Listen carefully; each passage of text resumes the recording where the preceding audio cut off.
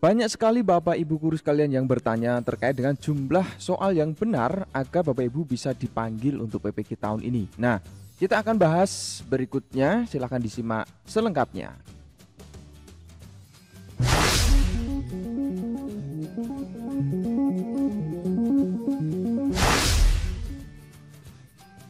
Assalamualaikum warahmatullahi wabarakatuh. Jumpa lagi dengan Schoolpedia, sahabat sekolah Anda. Seperti biasa, bagi Bapak Ibu yang baru melihat channel ini, pastikan sudah dan segera pencet tombol subscribe dan tombol lonceng notifikasinya, karena di sini akan selalu menyajikan informasi yang sangat bermanfaat untuk Anda dan sekolah Anda. Ya, baik, di informasi kita kali ini tentang jumlah soal yang benar Bapak Ibu sekalian agar dipanggil PPG. Tentu dipanggil PPG ini menjadi sebuah hal yang sangat dinanti-nanti oleh Bapak Ibu guru sekalian, apalagi yang ingin mendapatkan gelar guru profesional atau guru bersertifikasi.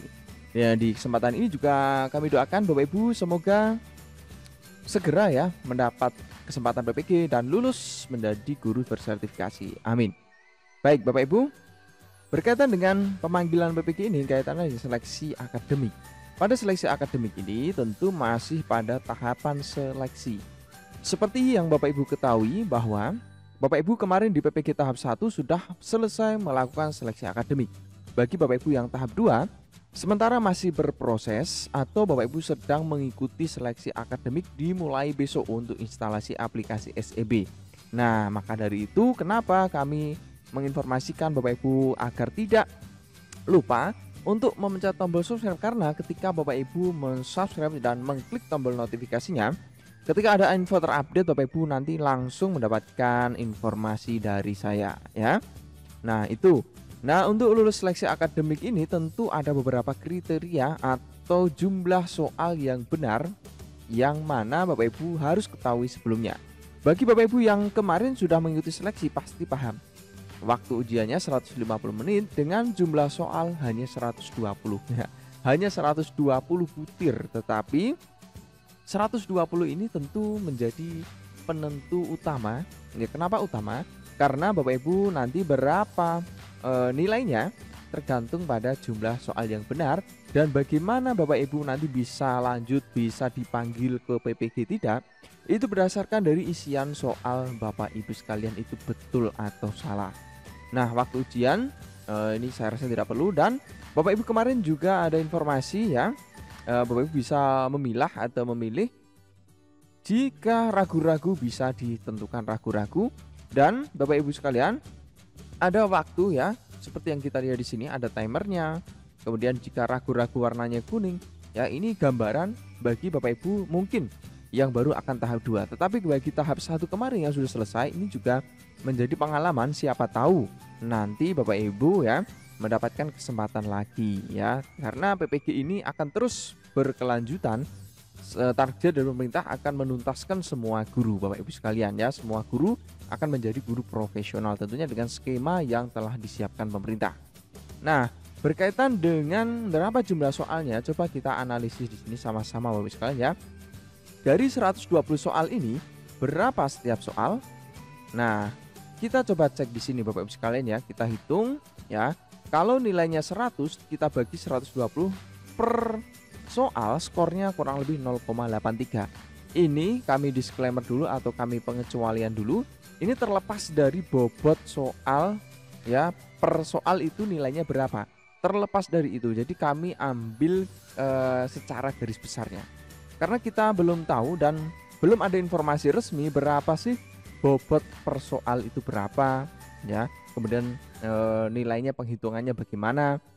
Ya, yang hanya masih praduga-duga, silahkan dicek di video-video, barangkali Bapak Ibu tidak percaya. Karena di informasi resmi untuk PPG Kemdikbud.go.id ini juga tidak ditunjukkan juknis secara jelas bagaimana pedoman penilaian.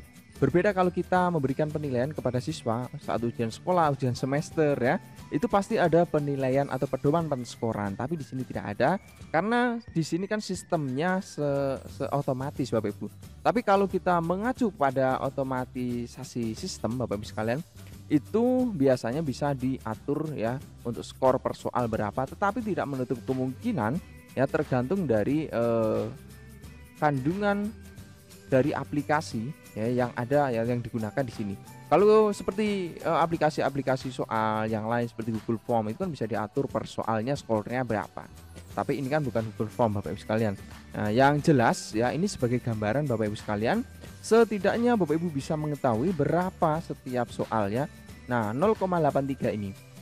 Nah, jadi kalau kita mendapatkan 0,83 satu soal ya skornya, di mana KKM sebelumnya itu 55 di tahun lalu Bapak Ibu sekalian, tahun seleksi akademik sebelumnya itu 55 baru dianggap lulus seleksi akademik.